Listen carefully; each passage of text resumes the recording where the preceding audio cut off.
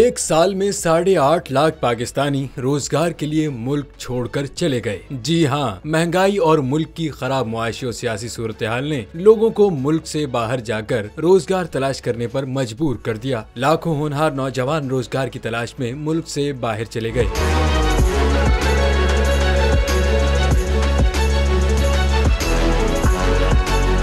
Report के मुताबिक एक साल में परदेश जाने वालों में सबसे ज्यादा तादाद सूबा पंजाब से ताल्लुक रखने वालों की है। आदादोशुमार के मुताबिक पंजाब से 4,71,000 अफराद मुलाजमत की गरज से बैरून मुल्क गए। खैबर पख्तूनख्वा से 2,68,000, जबकि सिंध से 61,000, आजाद कश्मीर से 30,000, गिलगित बल्तिस्तान से 12,000, जबकि बलूचिस्तान से मुलाजमत के लिए बैरून मुल्क जाने वालों की तादाद 7,000 है। दूसरी जानिब वजीर समंदर पार पाकिस्तानी साजिद तूरी का ये दावा है कि मुख्तलिफ ममालिक के साथ मुआहिदों की वजह से शहरी बैरून मुल्क जा रहे हैं। ये 8 लाख पाकिस्तानी करोड़ों डॉलर्स का ज़र मुबादला पाकिस्तान भेजेंगे।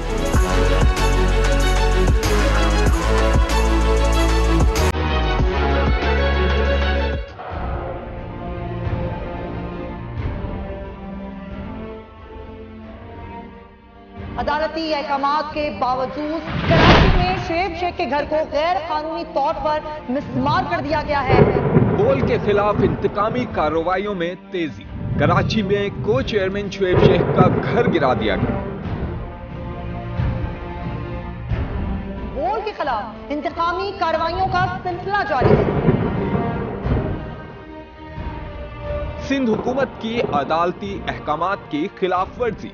सिंध हाई कोर्ट का स्टे ऑर्डर नजरअंदाज।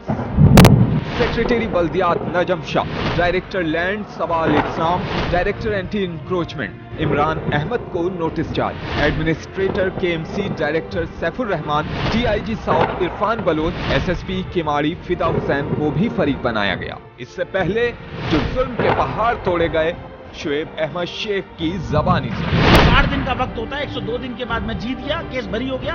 102 दिन के बाद अपील फाइल की, एक्सेप्ट कर ली। नहीं करते ना एक्सेप्ट, खत्म हो जाता ना जुल्म यार। भरी अदालत में मुझे बरी कर दिया, फिर पता नहीं क्या हुआ। 2.5 घंटे बाद का नोट बिफोर, मैं नहीं सुनता ये केस। खड़े रहते अपने फैसले पे, मिट जाता जुल्म। अल्लाह ताला ने बिठाया इस कुर्सी, इन कुर्सियों पे इनको यार, ये अल्लाह ताला की तरफ से फैसले करने हैं। तो या तो ये फैसले आएंगे, जुल्म मिट जाएगा, या कौम खड़ी हो जाएगी जुल्म के खिलाफ। हर मुश्किल के बावजूद बोल हकीकी सहाफत करता रहेगा।